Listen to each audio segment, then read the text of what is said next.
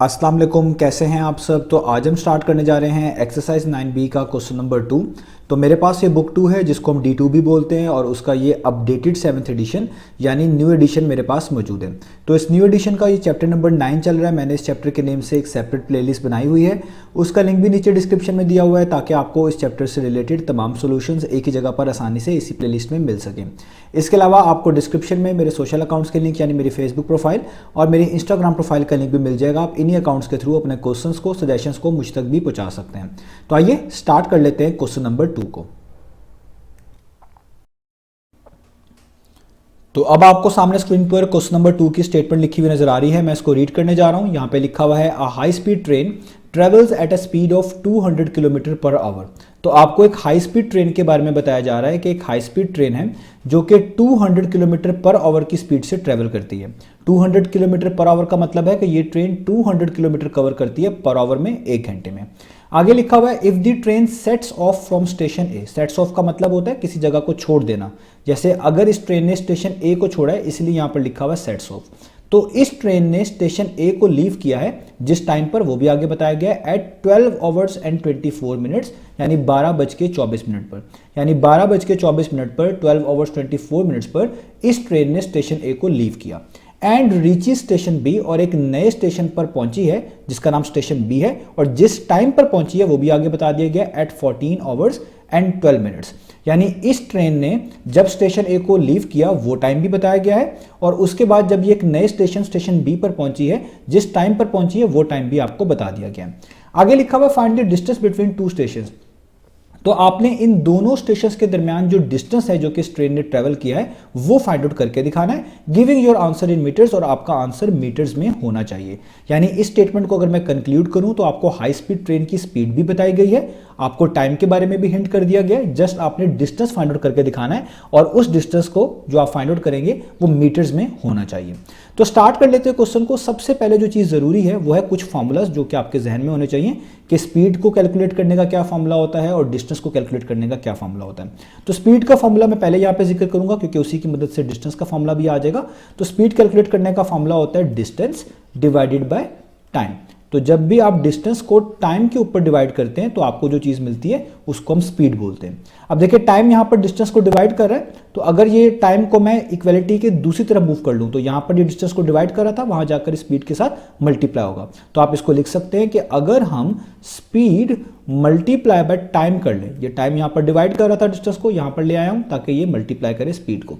तो अगर हम स्पीड मल्टीप्लाई बाय टाइम कर लें तो हमारे पास एक नया फॉर्मूला आ जाता है जो कि डिस्टेंस का फॉर्मूला है। तो इससे पता चलता है कि अगर आपको स्पीड का फॉर्मूला आता है तो आप उसी की मदद से डिस्टेंस का फॉर्मूला भी बना सकते हैं और टाइम का भी बना सकते हैं। अभी मैंने यहां पर जस्ट डिस्टेंस का बनाया, यानी डिस्टेंस कैलकुलेट करने के लिए आपको स्पीड और टाइम को मल्टीप्लाई करना पड़ेगा। अब देखिए ट्रेन की स्पीड आपको पहले से यहां पर दी हुई है, तो उसी को मैं गिवन डाटा के तौर पर यहां पर लिखूंगा कि जो हमारे पास ट्रेन है उसकी जो स्पीड है ना वो हमारे पास यहां पर गिवन है। वो कितनी गिवन है?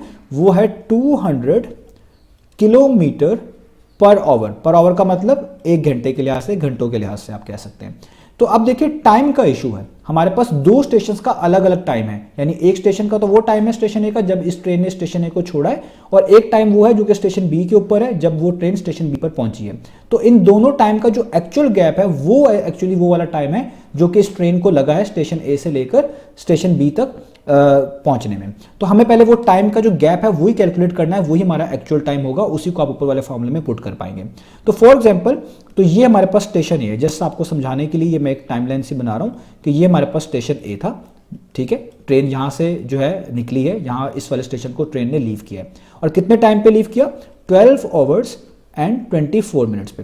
तो ट्रेन चलते चलते कहां पे पहुंची? एक नए स्टेशन पे जिसका नाम उन्होंने क्या रखा हुआ है? Station B. तो यहां पे मैं लिख देता हूं स्टेशन बी, और जिस टाइम पर पहुंची वो भी ऊपर क्वेश्चन में बताया हुआ है 14 आवर्स एंड 12 मिनट्स। तो अगर मैं इन दोनों टाइम के दरमियान जो ये गैप बनता है वो निकाल लूं तो वही वो एक्चुअल टाइम है जो कि मुझे रिक्वायर्ड है, और वही वो टाइम है जो कि इस ट्रेन को लगा है स्टेशन ए से लेकर स्टेशन बी तक पहुंचने में। तो गैप निकालने के लिए आपको हमेशा चीजों को सेपरेट करना पड़ता है। तो आप इस वाले टाइम में से जब ये स्टेशन बी पर पहुंची है को में से माइनस करवा दें ये वाला टाइम जब वो स्टेशन ए से निकली थी। तो ये रफ वर्क का काम है, मैं यहाँ पे आपको रफ वर्क में ये करके दिखाता हूँ कि आप किस तरीके से इन दोनों टाइम को सेपरेट करवाएंगे। क्योंकि आप टाइम को सेपरेट करवा रहे हैं तो आप 2 बेसिकली कॉलम बना लेंगे, एक आवर्स का और एक मिनट्स का। और आपको पता है टाइम की एडिशन और सब्ट्रैक्शन करते वक्त हम आवर्स और मिनट्स का ख्याल रखते हैं। तो इसलिए सबसे पहले मैं लिखूंगा 14 आवर्स एंड 12 मिनट्स। तो देखिए मैंने मिनट्स के नीचे मिनट्स, आवर्स के नीचे आवर्स लिखे हैं।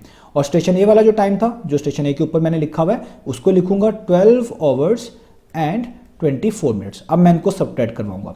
तो देखिए राइट साइड से अगर शुरू करूं तो 12 में से मुझे 24 माइनस मैं नहीं करवा सकता। इसका मतलब मुझे 12 को जो है कुछ बोरो करना पड़ेगा 14 से। तो जो सिंपल सब्ट्रैक्शन होती है उसी तरीके से चीज़ें चलेंगी। बस यहाँ पे कुछ चीज़ों का ख्याल ये रखना होगा कि जब भी हम कोई चीज़ मिनट्स में लिखेंगे यहाँ पर, तो मिनट्स के अंदर होनी चाहिए, आवर्स में नहीं होनी चाहिए। और जब कोई चीज़ आवर्स में लिख रहे होंगे तो वो आवर्स में होनी चाहिए, मिनट्स में नहीं होनी चाहिए। तो अगर मैं 14 से जो है 14 को 13 बना दूं तो यहाँ से बेसिकली 1 ओवर आपको जो है ना बोरो करके मिनट को देना पड़ेगा, यानी यहाँ पर एक तरह का 1 ट्रांसफर होगा। अब ये जो 1 ट्रांसफर होगा ये होगा आवर्स में, और आप जानते हैं कि 1 ओवर कितने मिनट्स के इक्वल होता है, 1 ओवर होता है 60 मिनट्स के इक्वल। तो बस यही आपने ख्याल रखना होता है कि जब भी आप टाइम के अंदर इस तरह की सब्ट्रैक्शन कर रहे होते हैं तो ओवर से कोई भी चीज़ यहाँ पर मिनट्स में जाएगी, यानी मिनट्स बोरो करेगा ओवर से, तो आपने उसको इन टर्म्स ऑफ 60 लिखना है, क्योंकि 1 ओवर में 60 मिनट होता है। तो जब आपने 14 को 13 किया, यहाँ पे 1 ओवर गया, 1 ओवर का मतलब 60 यहाँ पर आ गए। तो 12 यहाँ पर पहले से थे, तो 60 प्लस 12 कर ले, तो टोटल कितने बन जाते हैं 60 प्लस 12, ये बन जाते हैं 72, यानी ये 72 बन गए। मैं यहाँ पे भी लिख देता हूँ छोटा सा 60 प्लस 12 कितना हो गया 72, और 72 में से आपको 24 माइनस आसानी से आप कर सकते हैं। तो 72 में से 24 माइनस करेंगे तो आपके पास आ जाएगा 48। बाकी कॉलम्स वैसे के वैसे ही। 13 में से 12 आवर्स बड़ी आसानी से निकाल सकते हैं। 13 माइनस 12 कितना होता है 1। तो आपको देखिए टाइम पता चल गया 1 ओवर एंड 48 मिनट। तो यहाँ पर अब मैं लिख देता हूँ कि जो टाइम टेकन बाय ट्रेन, ये वो टाइम है जो कि ट्रेन ने लिया है स्टेशन ए से लेकर स्टेशन बी तक। टाइम टेकन बाय ट्रेन, इसको मैं थोड़ा सा बेहतर करके लिख देता हूँ, टाइम टेकन बाय ट्रेन। तो ये कितना हमने फाइंड आउट कर लिया, ये हम इसको इस तरह लिख लेते हैं 1 ओवर एंड 48 मिनट्स। ये भी आपको मैंने यहाँ पर कैलकुलेट करके भी दिखा दिया। तो अब देखिए एक प्रॉब्लम और है कि जो आपको स्पीड गिवन है उसी के अंदर आप देख सकते हैं टाइम जो है आवर्स के अंदर रिप्रेजेंट किया गया है। तो आप भी इस कंप्लीट टाइम को आवर्स में लिखें। यहाँ पे 1 तो पहले से ही आवर्स में है, मिनट्स को आपको आवर्स बनाना पड़ेगा, यानी आपको 48 मिनट्स को जस्ट आवर्स में कन्वर्ट करना पड़ेगा, तो बाकी चीज़ें ऑटोमेटिकली आवर्स में हो जाएंगी। तो आपको पता है मिनट्स से आवर्स में आने के लिए हम डिवाइडेड बाय 60 करते हैं। आप यूं भी कह सकते हैं मल्टीप्लाई बाय 1/60 करते हैं। दोनों तरीकों से आपके पास जो टाइम मिनट्स में गिवन होता है वो आवर्स में कन्वर्ट हो जाता है। और इसकी रीज़न क्या होती है ये मैं आपको पिछले क्वेश्चन में बता चुका हूँ कि जो 1 मिनट होता है, 1 मिनट होता है, वो बेसिकली इक्वल होता है 1/60 आवर्स के। यानी जब भी आपने किसी भी टाइम को जो कि मिनट्स में गिवन है आवर्स में लेके आना है, तो या तो आप उसको 1/60 से मल्टीप्लाई करवा दें या जस्ट 60 से डिवाइड कर दें, दोनों का मीनिंग सेम है, तो आपका टाइम मिनट से आवर्स में कन्वर्ट हो जाएगा। तो ये जो 48 मिनट्स लिखे हुए हैं आप इसको यहाँ पर रफ वर्क में आवर्स में कन्वर्ट कर लें। तो मैं यहाँ पर सारा जो सेक्शन है ये रफ वर्क है, ये रफ वर्क में आपको करके दिखा रहा हूँ। तो 48 को आपको किससे मल्टीप्लाई करवाना पड़ेगा, क्योंकि 1 मिनट में 1/60 आवर्स होते हैं, तो 48 मिनट्स में कितने होंगे 48 मल्टीप्लाई बाय 1/60। अब यहाँ पे कैंसिलेशन आप कर सकते हैं, 12 के टेबल पे कट कैंसिल आउट होते हैं। 12 5 टाइम्स कितना होता है वो होता है 60, और 48 भी जो है ये भी 12 के टेबल पे आता है। 12 4 टाइम्स कितना होता है 48।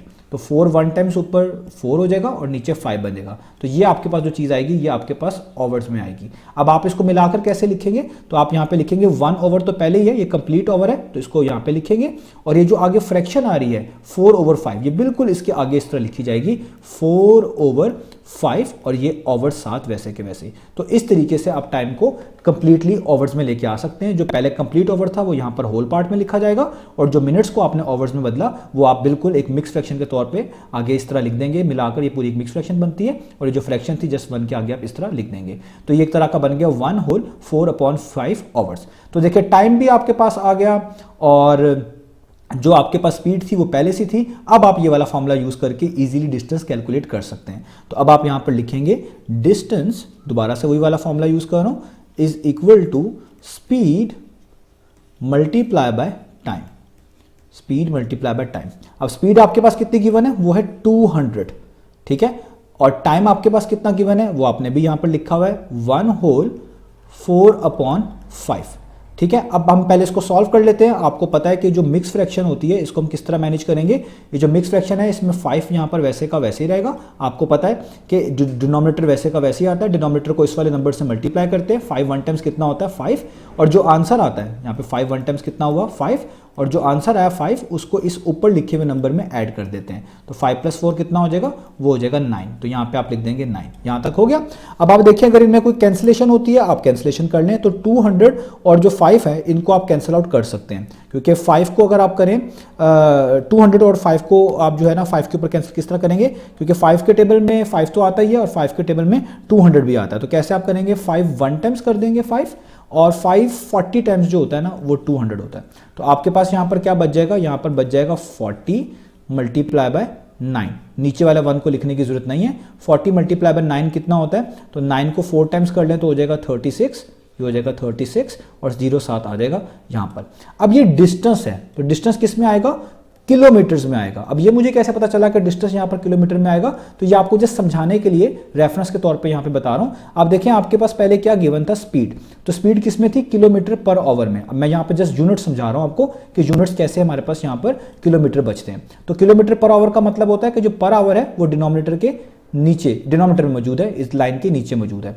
और जो यहाँ पे टाइम था वो आपने खुद ही आवर्स में लिखा हुआ था, तो जस्ट मैं एच लिख देता हूँ। यानी मैंने स्पीड की जगह पे उसका यूनिट जस्ट लिख के दिखाया km/h, और टाइम की जगह पे हमारे पास आवर्स में था जो अभी हमने कन्वर्ट किया था वो लिख के दिखाया है। तो देखिए आवर्स से क्या हो जाता है कैंसर, तो जस्ट जो आंसर आएगा वो किस में आएगा, किलोमीटर्स में। तो इसलिए मैंने यहाँ पर लिखा है किलोमीटर्स। आप इससे ऊपर भी किलोमीटर्स लिख सकते हैं, क्योंकि जितना भी आप यहाँ पे चीज़ों को मैनेज कर रहे होंगे वो सबका सब किलोमीटर्स में होगा। तो देखिए यहाँ तक तो डिस्टेंस हमारे पास आ गया किलोमीटर्स में।